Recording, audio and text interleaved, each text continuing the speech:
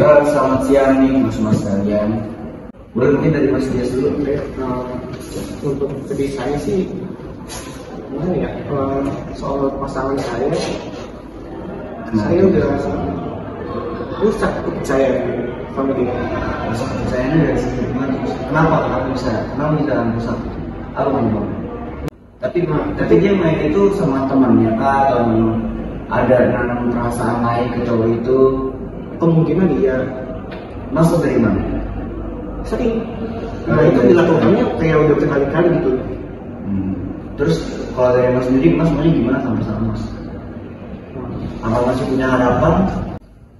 Kalau dari saya Mas ya, sebagai konselor Mas di soal hubungan, mungkin Mas bisa pertama Mas ngobrolin dulu awalnya gimana. Mas kenapa sama pasangan Mas itu diobrolin dulu masalahnya apa? Karena kalau misalkan Mas putusin secara satu pihak aja, pasti dari pasangan Mas juga nggak terima. Oke, sekarang dengan Mas ini gimana? Apa yang Mas mau disampaikan? Kalau saya sih sebetulnya dari hubungan juga ya sama, cuma dari pihak perempuannya itu yang saya lihat justru memanfaatkan ekonomi saya gitu loh. Kayak kalau dari bahasa yang sering kita dengar, morotin lah gitu. Ini lagi pening banget yang sekarang ya. Mungkin solusi sama Mas Dias ya. Buat kesepakatan aja dulu gitu. Mas ungkapin apa yang Mas rasain sama si cewek ini. Kalau emang Mas merasa nggak nyaman karena diporotin, ya bilang. Atau mungkin Mas juga batasin. Ketemu seminggu sekali aja ya. Ya kan, mungkin dengan frekuensi ketemu yang sedikit kan juga Mas juga nggak rasa diporotinnya. Apalagi juga pasti nama masih muda, orang juga masih banyak, belum dikasih orang segala macam. Jadi karena Mas juga punya harapan sama si wanita ini, berarti Mas kan berhak untuk sama-sama berubah. Mas Adit gimana? Jadi gini Mas, ya, saya punya pacar tuh, saya udah pacaran tuh selama lebih lama Mas bayangin 7 tahun saya bangun hubungan sama dia, terus tiba-tiba kemarin saya mencet dia selingkuh Mas. Terus sakit banget Mas, makanya kayak udah hancur banget ya, percaya saya hilang sama dia.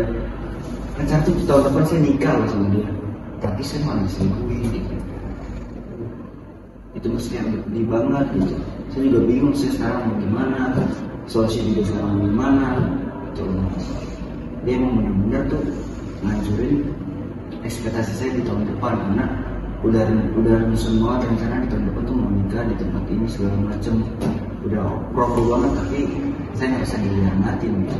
Tapi udah capek Mas, tapi saya pengen sih sebenarnya bisa balik lagi sama dia gitu.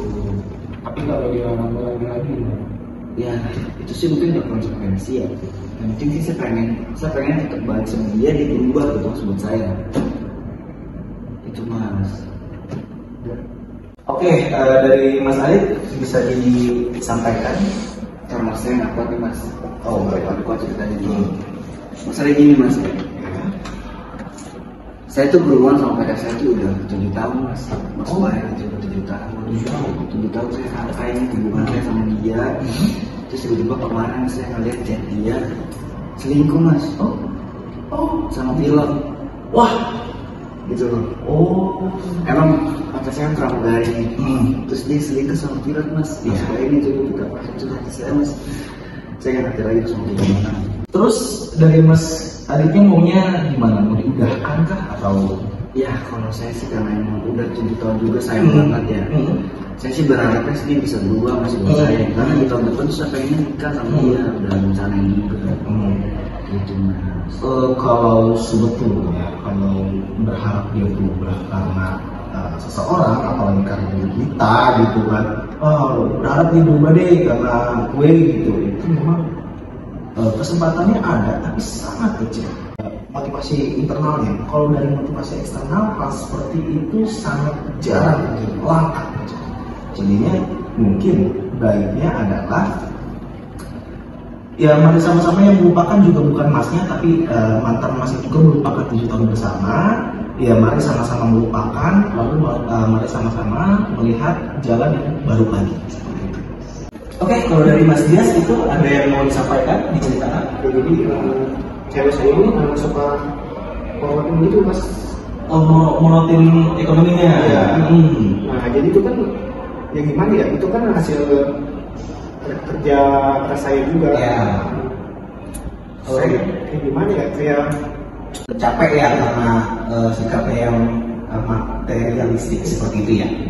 Coba mungkin masnya dilihat lagi dan ditimbang lagi terkait melihat ke depannya. Kalau misalkan dia menjadi istri mas ya semua kebutuhannya ya mas tanggung gitu kan.